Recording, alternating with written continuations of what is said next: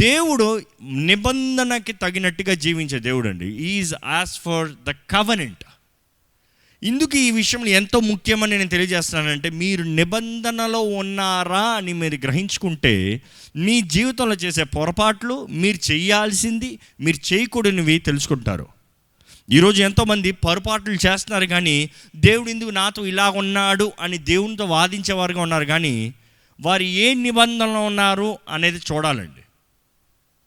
నిబంధన అనేది ఎప్పుడు ఒక మనిషికి సంబంధించింది కాదు, ఇద్దరులకి సంబంధించింది, ఇద్దరు వ్యక్తులకి.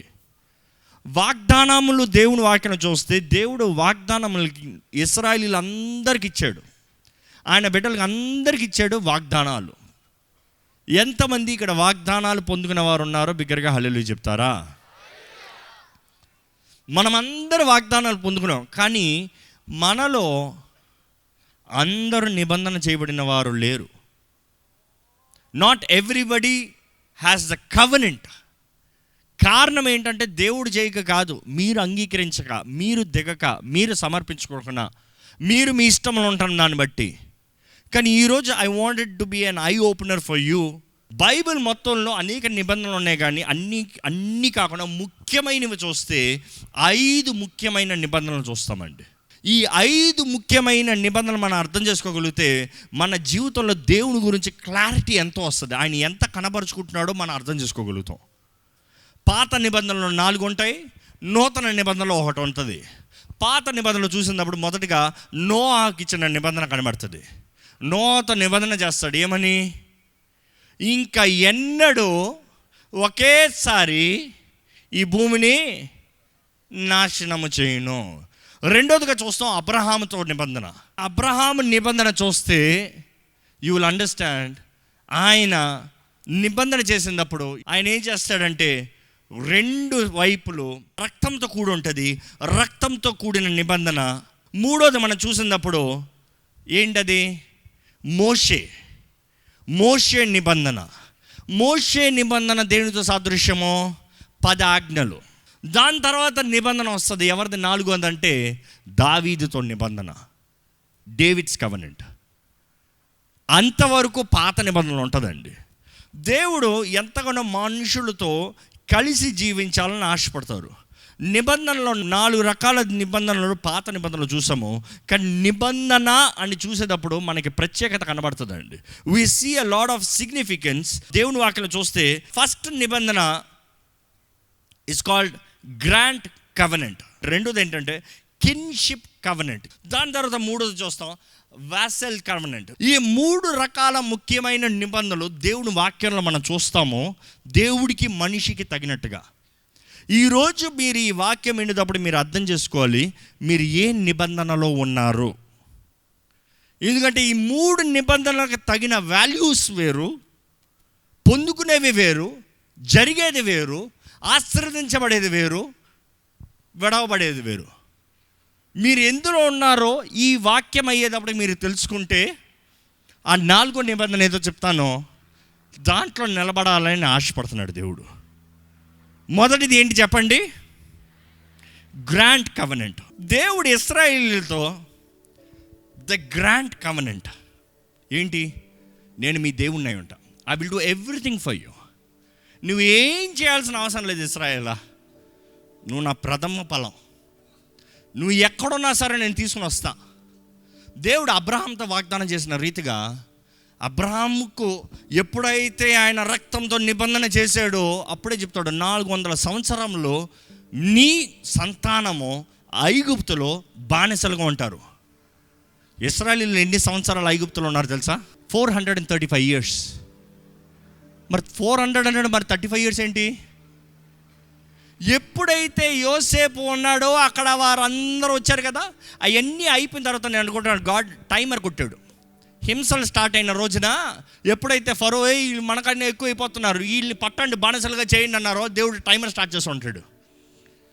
400 సంవత్సరాల టైంలో tick tick tick tick tick tick tick కొడుతుందా, నా టైం రాలే. ఇశ్రాయేలీయులు వేదనతో, టార్చర్తో, హింసతో దేవా దేవా దేవా దేవా అని అరుస్తూ ఉన్నారు. వారు మొన వినపడతా ఉంది, నా టైం రాలే. ఎప్పుడైతే 400 సంవత్సరములు వారు బానిసలుగా ఉండటం అయిందో దేవుడు అన్నాడు, టైమ్స్ అప్, పంపించు మోషేని. నేను వారికి ఇచ్చిన నిబంధన, నేను వారితో చేసిన నిబంధన. ఈ మాట మళ్ళీ ఎంఫసైజ్ చేస్తున్నాను. దేవుడు మాట ఇచ్చాడు, అబ్రహామా నేను నీతో చేస్తున్నాను నిబంధన, నేను చేసి చూపిస్తాను. 400 సంవత్సరముల తర్వాత దేవుడు మోషేని పంపించి, ఇశ్రాయేలీయులు ఏమైనా చేయవలసిన అవసరం వచ్చిందా? ఐగుప్తు నుంచి బయటకు వస్తానికి వాళ్ళు ఫరోని ఏదైనా ఎదిరించాల్సిన అవసరం వచ్చిందా? ఫరోని పోరాడాల్సిన అవసరం వచ్చిందా? దేవుడు భూమి ఆకాశములు తెరిచి ఆయన ఎన్ని గొప్ప కార్యాలు చరిత్రలో ఎవ్వరు చూడలేనన్ని కార్యములు చేశాడండి. అదే సమయంలో ఎర్ర సముద్రం దగ్గరకు వచ్చినప్పుడు ఆయన నాశకారంలో ఊదాడంట. He blew breath. ఆయన ఊపిరి సముద్రాన్ని 2 పాయలు చేసింది. ఆయన ఊపిరి సముద్రాన్ని 2 పాయలు చేసి ఇశ్రాయేలీయుల్ని ఐగుప్తులో ఉన్న బానిసల్ని బిడ్డలుగా బయటికి తీసుకొచ్చాడు. ఎందుకని? వీరేమైనా మంచి పనులు చేశారన్నా? వీళ్ళు బలారు పనులు ఇచ్చారన్నా? వీరు దేవా నువ్వే మా సహాయకుడు అని కనీసం చెప్పాడన్నా? నో. ఆయన మాట ఇచ్చాడు కాబట్టి ఆయన మాట ఇచ్చింది చేసి ముగించాడు. ఈరోజు మనం నమ్మాలండి, దేవుడు మాట ఇస్తే మన జీవితంలో అక్షరాల నెరవేర్చే దేవుడు. It doesn't take any of your works. మీ క్రియలను బట్టి దేవుడు చేస్తాడు అనుకుంటే అది మూర్ఖత్వం. ఇంకా you're going back to the Old Testament. ఆయన మాట ఇచ్చాడా, ఇచ్చింది చేసేస్తాడు. దానికి నీవు యోగ్యుడు కావో, నువ్వు మంచోడువో చెడ్డోడువో, ఆయన మాట నెరవేరుతాడు. When you are in the grand covenant. ఈ మాట మీరు జాగ్రత్తగా ఉండాలి. దేవుడు నోవాతోనూ, అబ్రహాంతోనూ, ఇంకెవరు, మోషేతోనూ, దావీదుతోనూ, ఈ మాట చాలా జాగ్రత్తగానండి. వీరు 4 వారి జీవితంలో తప్పు చేశారా చేయలేదా? వారు 4 వారి జీవితంలో తప్పు చేశారా చేయలేదా? నోవా ఏం చేశాడు? ఫుల్ తాగుపోతాయి శపిస్తాం ప్రారంభించాడు. దేవుని వాక్యంలో నూతన నిబంధనలలో ఆయన గురించి రాసినప్పుడు ఆయన చెడ్డోడని ఏమైనా రాయబడి ఉందా? ఆయన ఏమని రాయబడి ఉంది? విశ్వాసి. ఆయన విశ్వాసాన్ని బట్టి, ఆయన విశ్వాసంను బట్టి ఆయన చేసిన చెడ్డ పనులు ఎక్కడా రాయబడలేదు. అబ్రహాం ఏం చేశాడు? 2 సార్లు భార్యని సహోదరి అని చెప్పి వదిలేశాడు. నువ్వు చస్తే చావమ్మా, నాకు తెలియదమ్మా, నేను బ్రతికిపోతానమ్మా. ఎందుకు సహోదరిని చెప్పాల్సిన అవసరత? భార్య అని చెప్తే ఎక్కడ ఆయన చంపేసి ఆమెను తీసుకుంటారో అని, నువ్వు నా సహోదరి అని చెప్పు, నువ్వు పో, నేను బ్రతికిపోతాను. కానీ ఎక్కడన్నా నూతన నిబంధన రాయబడి ఉందా ఆయన చేసిన తప్పులు? అదే సమయంలో మోషే తన జీవితంలో తప్పు చేశాడా? ఇంకో మాటలో చెప్పాలంటే హీ వాజ్ డిస్క్వాలిఫైడ్. ఫైర్ అయిపోయాడు ఉద్యోగం నుంచి. ఏమన్నాడు? దేవుడు వెళ్ళి ఆ బండతో మాట్లాడంటే ఆయన ఏం చేశాడు? కొట్టాడు. కొట్టిన దెబ్బకి దేవుడు ఏమన్నాడు? నువ్వు కొట్టి నువ్వు వాగ్దాన భూమిలోకి వెళ్ళవయ్యా, పోయా అన్నాడు. కానీ మోషే గురించి రాసినప్పుడు ఏమని రాశాడు తెలుసా? నా ఇంటి అంతటిలో నమ్మకస్తుడు అని రాశాడు. ఆయన చేసిన నమ్మకమైందా? You see, that is grand covenant. నువ్వు ఏమి చేసినా కూడా నేను నీతో చేసిన partner, you are my partner. నేను నీతో చేసిన నిబంధన నేను విడిచిపెట్టను. దావీదు తప్పు చేశాడా లేదా? ఉరియాని చంపి ఉరియా భార్యని తీసుకున్నాడు. అదే సమయంలో ఇంకొకసారి ఇందుకులే లెక్కేసి సైన్యాన్ని దేవుని కోపాన్ని రేపాడు, దేవుని ఉగ్రతి.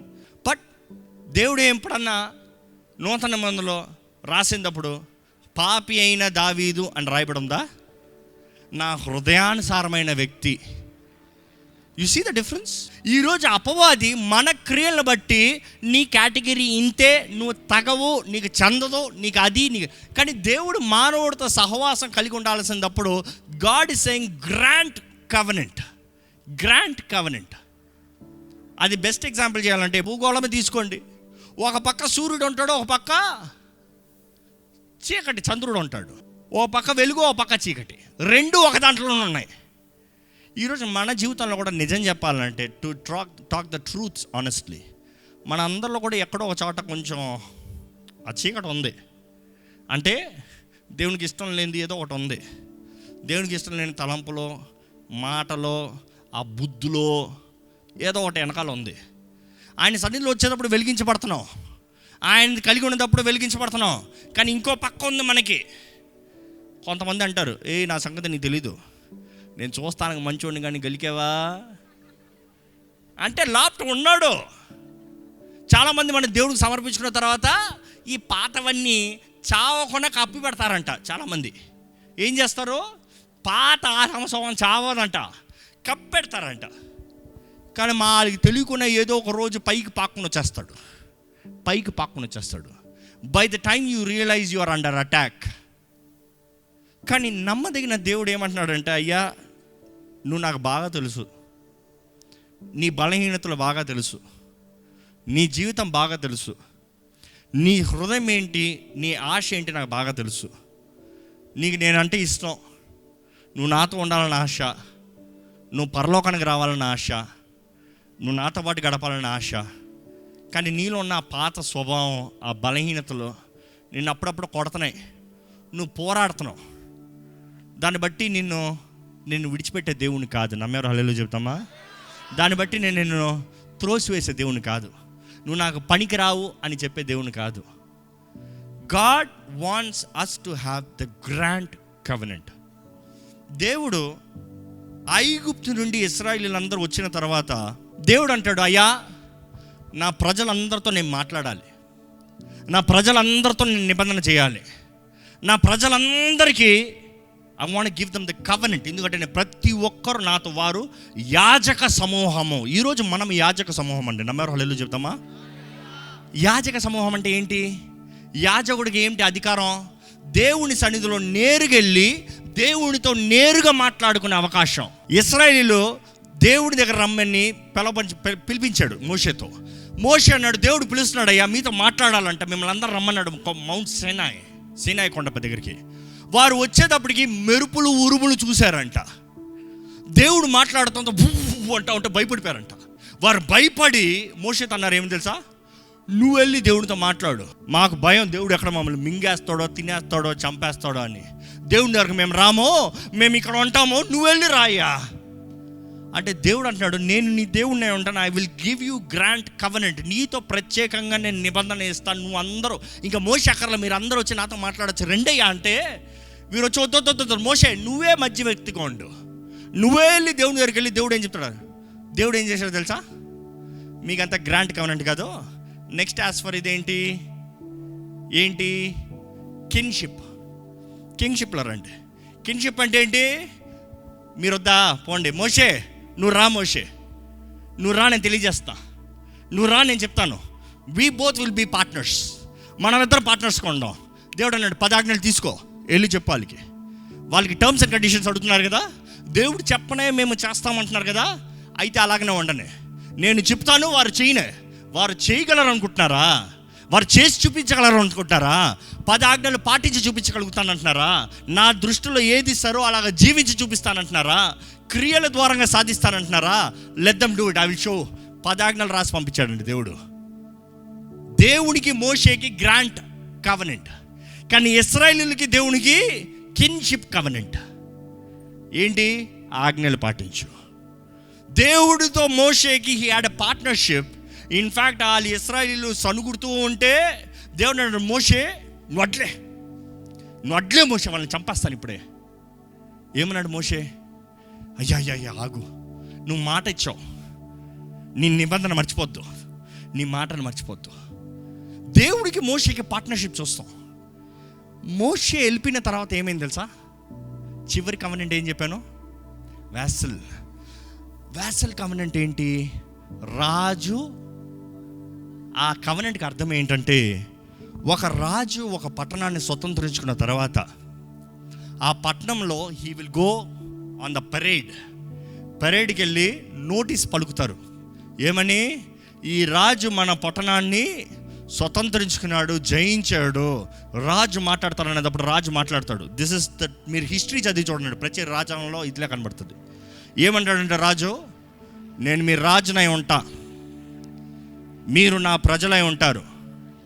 మీరు నన్ను ఏం చేయాలి తెలుసా? ప్రేమించాలి. మీరు నన్ను ఏం చేయాలి తెలుసా? గౌరవించాలి. మీరు ఏం చేయాలి తెలుసా?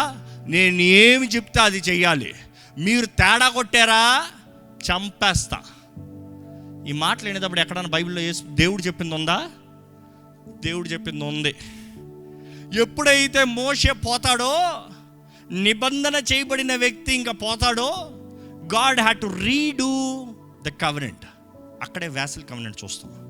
అందుకనే దేవుని వాక్యంలో రాయబడినది, నీ దేవుడైన యెహోవాని పూర్ణ మనస్సుతో ప్రేమించు, పూర్ణ హృదయంతో సేవించు. ఉందా? దాని తర్వాత కంటిన్యూగా ఉందా? అంటే మానవుడు ఎక్కడి నుంచి ఎక్కడ దిగాడు? గ్రాంట్ కవెనెంట్ నుండి, కిన్షిప్ కవెనెంట్ నుంచి వాసల్ కవెనెంట్.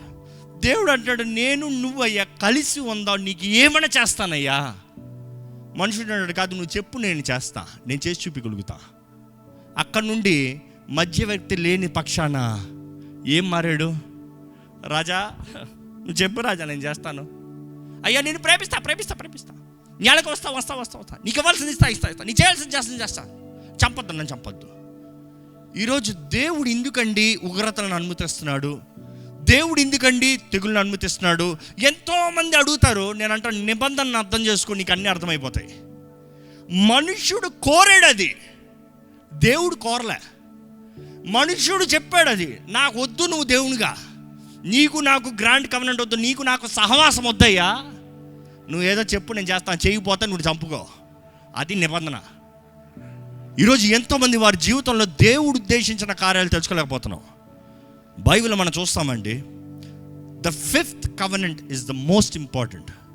మీ బైబిల్ 2 పార్టీషన్ అవుతుంది తెలుగు బైబిల్లో. చెప్పండి చూద్దాం. పాత నిబంధన, దాని తర్వాత ఒకే నిబంధన కొత్తది. హల్లెలూయా చెప్తామా? ఎప్పుడైతే మానవుడు దేవునికి దూరంగా పోయి ఇంకా చేయలేని పరిస్థితుల్లో బానిసగా మారాడో, దేవుడు అన్నాడు, అయ్యా మిమ్మల్ని దాని కొరకు నేను చేసుకోలేదయ్యా, మిమ్మల్ని బానిసగా ఉండటం నాకు ఇష్టం లేదయ్యా, మిమ్మల్ని బానిసలుగా పరిపాలించాలని నాకు ఇష్టం లేదయ్యా, మీరు నా బిడ్డలయ్యా, బిడ్డలు నేను బానిసలుగా ఎలా చూస్తానయ్యా? అనుకుని చూడండి, అమ్మల తండ్రి నాన్నలు ఉంటే మీ ఇంట్లో ఉన్న మీ బిడ్డలు మీ బానిసలుగా ట్రీట్ చేయాలంటే ఎలా ఉంటుంది మీకు? ఎంత కోపం వచ్చినా 2 నిమిషాలు బానిసలో పని చేయాలంట, 3వ నిమిషం మీరే చేసి పెడతారు. అవునా? ఈ పనికి వాళ్ళ మానవుడికి ఇలా ఉంటే ఆ దేవుడికి ఎలా ఉంటుందండి? ఆయన అన్నాడు, ఇలా కాదు, నేను నా కుమారునితో నిబంధన చేయిస్తాను. ఏంటి? ఒక నరరూపధారిగా ఈ లోకంలోకి అడుగు పెట్టిస్తా. యేసు ప్రభు ప్రతి పాత నిబంధనని పరిపూర్ణం చేశాడండి. He fulfilled the law. ఆయన సంపూర్ణపరిచాడు, పరిపూర్ణపరిచాడు. నేను నీ స్థానంలో ఇస్తా, నిలబడతా, నేను మరణిస్తా, నా రక్తాన్ని కారుస్తా, నా రక్తము నా దేహముతో నీతో నిబంధన చేస్తున్నాను. నువ్వు చేయాల్సిందంతా ఏంటంటే నమ్మి రక్షణ పొందు, నమ్మి నా సొత్తుగా మార్చబడు, నమ్మి ఏదైతే తండ్రి ఉద్దేశించాడో అదే నిబంధనలోకి రా. మళ్ళా grant covenant. You are granted the access to come to the father. తండ్రి దగ్గరకు వస్తానికి నీకు అధికారం. మనం చూస్తామండి, యేసుప్రభు అంటాడు, ఆ రాత్రి ఆ రొట్టెని విరిచి ఆ ద్రాక్షారసం తీసుకుని ఆ రక్తం తీసినప్పుడు ఏమంటాడు? ఇది మీతో చేయుచున్న నూతన నిబంధన రక్తము. పరలోకంలో అండి మనుషుడు చేసింది ఏది ఉండదు, మనుషుడు సృష్టి ఏది ఉండదు. కానీ పరలోకంలో ఒకే ఒకటి మాత్రం మనుషుడి ద్వారా చేయబడింది పరలోకంలో కనబడుతుంది. అది అందరూ చూస్తారు, దాన్ని బట్టి గ్రహించుకుంటారు. ఏంటి తెలుసా? యేసు ప్రభు దేహంలో గాయాలు. అందరు మహిమ స్వరూపాన్ని పొందుకునేటప్పుడు, దేహాలను పొందుకునేటప్పుడు వారిలో ఏ లోపాలు ఉండవు. కానీ యేసు ప్రభు మహిమ దేహాన్ని పొందుకునేటప్పుడు కూడా ఆయన గాయాలు అలాగనే ఉన్నాయి. కారణం ఏంటి తెలుసా? అది మనతో ఆయన చేసిన నిబంధన, అది మనతో ఆయన చేసిన నిబంధన. అందుకని తోమ నమ్మకపోతే ఆ తోమ దగ్గర వచ్చి, తోమ నువ్వు నమ్మయ్యా, నువ్వు చూసన్న నమ్మయ్యా, రా నా గాయాలను నీ వేలు పెట్టి చూడు, నీ వేలు పెట్టి చూడు, నేనే ఈ గాయాలు నమ్ముతున్నావా? ఈ గాయాలు నీ కొరకు చేసిన నిబంధన నమ్ముతున్నావా? నేనే దేవుణ్ణి, నేనే రక్షిస్తాను నిన్ను. ఈరోజు మనం క్రీస్తు యేసు ద్వారంగా నూతన నిబంధన చేయబడిన వారమే. It is not by works, it is not by works. క్రియలను బట్టి కాదు, క్రీస్తు యేసుని నమ్మి రక్షణ పొందితే, ఆయన బిడ్డలుగా మార్చబడితే, ఆయన నామములో బాప్తీసం తీసుకుని ఆయన ఆత్మ ద్వారా నింపబడితే పరలోక రాజ్యం వారసులుగా మన తండ్రి దగ్గరికి వెళ్ళి నిలబడుతుందామండి. ఈరోజు దేవుడు అటువంటి అవకాశము మనందరికి ఇచ్చాడు. ఆయనకి స్తుతులు చెల్లిస్తూ చెప్పలు కొడదామా? దేవుడు మీ కొరకు చేసిన కార్యాన్ని మీరు గ్రహించుకోగలిగితే, నాకైతే అనిపిస్తుంది, దేవా నాకు యోగ్యత లేదయ్యా. అపవాది నాకు తెలియజేసేది ఎన్నో బలహీనతలు ఉన్నాయి. మనందరిలో అపవాది బలహీనతలు చెప్తాడు కదా, నువ్వు అట్లా చేసావు, నువ్వు ఇట్లా చేసావు, నువ్వు అది మాట్లాడావు, నువ్వు ఇది మాట్లాడు. అందుకని పౌలు అంటాడు, నేను చేయకూడదే చేస్తున్నా, చేయాలనుకున్నది చేయలేకపోతున్నా. కానీ ఆయన రాస్తాడు, క్రీస్తు యేసునందు ఉన్నవారికి నథింగ్, నో కాండమ్నేషన్. ఎలాగైతే అబ్రహాం చేసిన తప్పులు మాట్లాడలే, నోవా చేసిన తప్పులు మాట్లాడలే, మోషే చేసిన తప్పులు మాట్లాడలే, దావీదు చేసిన తప్పులు మాట్లాడలే, ఈ రేపు నేను చేసే తప్పుల గురించి కూడా దేవుడు మాట్లాడు. ఎందుకంటే ఆయన ఎందు ఉన్నాము కాబట్టి the covenant in saying I will give you grant covenant. నీకు కావాల్సినంత ఇస్తాను. అందుకని నూతన నిబంధన చూస్తే నేను నీ దేవుణ్ణి, నేను నిన్ను పోషిస్తా, నేను నిన్ను సంరక్షిస్తా, నేను నిన్ను కాపాడుతా, నన్ను బట్టి నీకు నిత్య జీవము, నా ద్వారంగా తప్ప ఎవరు పరలోక రాజ్యం వెళ్ళరు. అంతే, నా ద్వారంగా నీకు నిబంధన చేయబడింది. You can come to heaven. మీకు నిజంగా కృతజ్ఞత ఉంటే అలాగే కళ్ళు మూసుకొని దేవునికి వందనాలు చెప్తామండి. నిజంగా మీరు దేవుడు మీ కొరకు చేసిన కార్యాలు మీరు గ్రహించుకోగలిగితే, దేవుని దూషించేవారుగా కాదు, కానీ నా కొరకు నీ ప్రాణాన్ని పెట్టి నన్ను మరలా స్వతంత్రునిగా నీతో జీవించే అవకాశం, నీ బిడ్డగా జీవించే అవకాశం నాకు ఇచ్చావయ్యా. నా క్రియలను బట్టి నేను ఎప్పటికీ బాగుపడలేనయ్యా. నా క్రియలను బట్టి నేను ఎప్పటికీ నీ రాజ్యం చేరలేనయ్యా. నా క్రియలను బట్టి నేను ఎప్పటికీ సాధించలేనయ్యా. కానీ దేవా, నీవు చేసిన కార్యాన్ని బట్టి, నీ గాయాలను బట్టి, నీ రక్తధారను బట్టి నాకు జీవిస్తానికి అవకాశం ఉందయ్యా. నేను ఈరోజు ధైర్యముగా నీ కృపాసింహాసనం దగ్గరికి వస్తానయ్యా. నేను చేసే కార్యములను బట్టి కాదు, కానీ నీవు నాతో చేసిన నిబంధనను బట్టి. Lord, I receive. లార్డ్ యేసు ప్రభువా, నీకు వందనములు. తండ్రి, నీకు వందనములయ్యా. నీ ప్రియ కుమారుని నా కొరకు బలిగా చేసి తన రక్తము ద్వారంగా నన్ను కొని, నన్ను విడిపించి, మరలా నీ సొత్తుగా, మరలా నీ బిడ్డగా నన్ను చేశావు. నీకు వందనములయ్యా. మనస్ఫూర్తిగా చెప్తామండి, let's tell him thank you. నిజంగా మీరు క్రీస్తు యేసునందు ఉన్న వారికి ఏ శిక్షా విధి లేదు, ఏ శిక్షా విధి లేదు. Let no devil fool you. మీ క్రియలను బట్టి కాదు, కానీ అదే సమయంలో పాపం చేయించండి నేను చెప్తలేదు. ఎక్కడ పాపం విస్తరించబడుతుందో కృప అధికంగా విస్తరించబడుతుంది. దేవుడు అంటాడు, నా అవకాశం ఇస్తున్నాను, నా రక్తము వ్యర్థంగా పోకూడదు, నేను నీతో ఇచ్చిన మాట వ్యర్థంగా పోకూడదు, నేను నీ జీవితంలో ఉద్దేశించిన కార్యంలో వ్యర్థంగా పోకూడదు. I want you to do what I desired. ఎవరైతే క్రీస్తు యేసునందు ఉన్నారో వారు నూతన సృష్టి అని దేవుడు నాకు తెలియజేస్తుంది. You are new creation. పాతవన్నీ గతించాను, గతంలో చేసిన కార్యాలన్నీ గతించాను, సమస్తం కొత్తమైనను, సమస్తము నూతనమైనను. దేవుడు మన జీవితాలను నూతన పరిచే దేవుడు అండి. ఈరోజు దేవుడు తెలియజేస్తాడు, లివ్ అ న్యూ లైఫ్. నూతనంగా జీవించు. పాత వాటిని పట్టుకోవద్దు, గతంలో చేసిన కార్యాలను పట్టుకోవద్దు, గతంలో జరిగిన వాటిని పట్టుకోవద్దు. నేను సమస్తం క్షమించి మరలా ఎప్పుడు ఎన్నటికీ జ్ఞాపకం చేసుకోండి అంటున్నాడు దేవుడు. క్షమించే దేవుడు అండి, క్షమించే దేవుడు అండి. ఈరోజు మన జీవితాలని ఆయన లేవనెత్తాలని, బలపరచాలని, దీవించాలని, ఆయనకి ఇష్టలుగా స్వతంత్రులుగా జీవించాలని ఆశపడుతున్నాడు అండి. మీరున్న స్థానంలో దయచేసి లేచి నిలబడండి. ఇంకా మీరు బానిసలు కాదు, కానీ కుమారులు, కుమార్తెలు. మీరు ఆయన బిడ్డలు. చెప్పండి, I'm a child of God. నేను దేవుని సొత్తుని, నేను దేవుని బిడ్డని చెప్పండి. మీరు చెప్పేదాన్ని బట్టి అపవాది మిమ్మల్ని విడిచిపోవాల్సిందే. మీరు నమ్మితే చాలు, నమ్మితే రక్షణ అనుగ్రహించబడుతుంది. It is you believing it. ఇంకా బంధించబడిన వారికి ఉండాల్సిన అవసరం లేదు. మీ బంధకాలన్నీ తెప్పబడటానికి, మీ పాపం అంతా విడిచిపోతానికి, మీ జీవితంలో ఉన్న నష్టం అంతా పోతానికి ఒకటే, యు బిలీవ్ ఇన్ జీసస్. ఆయన మీ కొరకు మరణించాడని, మీ పాపంలో ఆయన మోసాడని, మీ స్థానంలో ఆయన మీ శిక్ష ఉగ్రతనంతా ఆయన పొందాడని, మీ శాపమంతా ఆయన మీద మోపబడిందని, మీ స్థానంలో ఆయన మరణించాడు. ఆయన అనుగ్రహించే విడుదల, నూతనత్వం మీకు కలిగిందని నమ్మండి. మీరు నమ్మితే మీరు దేవుని బిడ్డలుగా మార్చబడుతున్నారు, మీరు దేవుని సొత్తుగా మార్చబడుతున్నారు, మీరు దేవుని ప్రజలుగా మార్చబడుతున్నారు. It is not by works, it is by faith. విశ్వాసమును బట్టి, విశ్వాసమును బట్టి, విశ్వాసమును బట్టి. దేవుని వాక్యం మరల తెలియజేస్తుంది, విశ్వాసమును బట్టి. Do you have faith? చెప్పండి, దేవా నేను నమ్ముతున్నానయ్యా, యేసు ప్రభువా నేను నమ్ముతున్నానయ్యా, నువ్వు నా కొరకు చేసిన కార్యం నేను నమ్ముతున్నానయ్యా, నువ్వు నా స్థానంలో మరణించావు నమ్ముతున్నానయ్యా. I am free indeed. అందుకని యేసు ప్రభువా అంటున్నాడు, మీరు కుమారులు మిమ్మల్ని స్వతంత్రంగా చేస్తున్నాయి, కానీ మీరు నిజంగా స్వతంత్రులు కానేర్రు. ఆయన మీ స్థానంలో మరణించాడు కాబట్టి మీకు స్వతంత్రత అండి. యేసు ప్రభు చేసిన కార్యము మీ జీవితాలను ఇంకా స్వతంత్రులుగా, నూతన వ్యక్తులుగా మారుస్తుంది. Believe, believe. Let not depression rule you, let not anxiety rule you, let not the lies of the devil rule you. అబద్ధపు మాటల్ని వినకండి, అబద్ధపు కార్యాలను నమ్మకండి, అపవాది మాటలను వినకండి. దేవుడు మీకు చెప్పిన మాటను నమ్మండి. దేవుడు మాట ఇస్తే నెరవేర్చే దేవుడు అండి, మాట ఇస్తే నెరవేర్చే దేవుడు అండి. ఆయన ఇచ్చిన ప్రతి మాటను నెరవేరుస్తాడండి. నమ్మండి, నమ్మండి, నమ్మండి, నమ్మండి. పరిశుద్ధ ప్రేమ తండ్రి, ఇదిగోనయ్యా నీ నిబంధనని జ్ఞాపకం చేసుకుంటున్నామయ్యా, నీ మాటని జ్ఞాపకం చేసుకుంటున్నామయ్యా, నీ వాగ్దానాలని జ్ఞాపకం చేసుకుంటున్నామయ్యా. నీలో ఉంటే, నీ ప్రియ కుమారుడిలో ఉంటే ఇంకా ఏ శిక్షా విధి లేదు కదయ్యా. నిత్య జీవ వారసులము కదయ్యా. కానీ దేవా, ప్రకటన గ్రంథంలో చెప్పిన రీతిగా అంతం వరకు నమ్మకస్తులుగా ఉండమంటున్నావయ్యా, అంతం వరకు నమ్మకస్తులుగా ఉండమంటున్నావయ్యా. ఫిలడెల్ఫియా సంఘంతో చెప్పిన రీతిగా అంతం వరకు నమ్మకస్తులుగా ఉండండి, జీవ కిరీటాన్ని మీకు ఇస్తానంటున్నావయ్యా. అంతం వరకు నమ్మకస్తులుగా మమ్మల్ని చేయండి అయ్యా.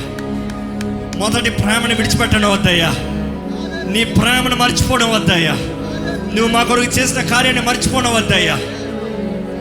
దేవా, ఇక్కడ నీ సన్నిధిలో నీ వాక్కు ద్వారా మొట్టబడి దర్శించబడిన ప్రతి ఒక్కరిని నీవే నీ ఆత్మతో నింపి బలపరచమని వేడుకుంటున్నాము. నీ ఆత్మ కార్యాన్ని జరిగించమని వేడుకుంటున్నాము. నీ తోడు, నీ సహాయాన్ని అనుగ్రహించమని వేడుకుంటున్నాము. విడువని ఎడబాయని దేవా, ఈ లోకంలో నీ ద్వారా ఏర్పరచబడిన వారుగా, నీ రాకలు ఎత్తబడేవారుగా, స్వతంత్రులుగా, సమాధానముతో, కడ ఊపిరి వరకు ధైర్యముతో, ఆనందముతో జీవించేవారుగా మమ్మల్ని చేయ్యా. నువ్వు మాకు నిబంధన చేసావయ్యా, మేము దేనికి భయపడాల్సిన అవసరత లేదయ్యా. నిబంధన చేసిన దేవుడు మాట తప్పని దేవుడు అయ్యా. నిబంధన చేసిన దేవుడు భూమి ఆకాశంను సృష్టించిన దేవుడు అయ్యా. సర్వాధికారి అయ్యా నువ్వు. దేవా, మేమెక్కడ మా మాట తప్పకుండా, దేవా నీకు ఇష్టలుగా, నిన్ను బాధపరిచే కార్యాలు లేకుండా, నిన్ను దుఃఖపెట్టే కార్యాలు లేకుండా, నీ గాయాలు రేపే కార్యాలు లేకుండా, నీకు ఇష్టలుగా, నీ బిడ్డలుగా, నీ పాత్రులుగా మమ్మల్ని అందరినీ జీవింపజేయమని, నీ వాక్కు విత్తోని చూడగా అనేక రెట్ల ప్రతిఫలం ఈ ప్రతి ఒక్కరి జీవితంలో చూడగలుగుతానికి, వారి జీవితంలో నిజమైన మార్పులు క్రియల రూపంగా మనుషులు చూసి దాన్ని బట్టి నిన్ను మహిమపరచగలుగుతానికి నీవే నీ ఆత్మ ద్వారా నడిపించమని నజరేయుడైన యేసు నామములో అడిగి వేడుచున్నాం తండ్రి, ఆమేన్.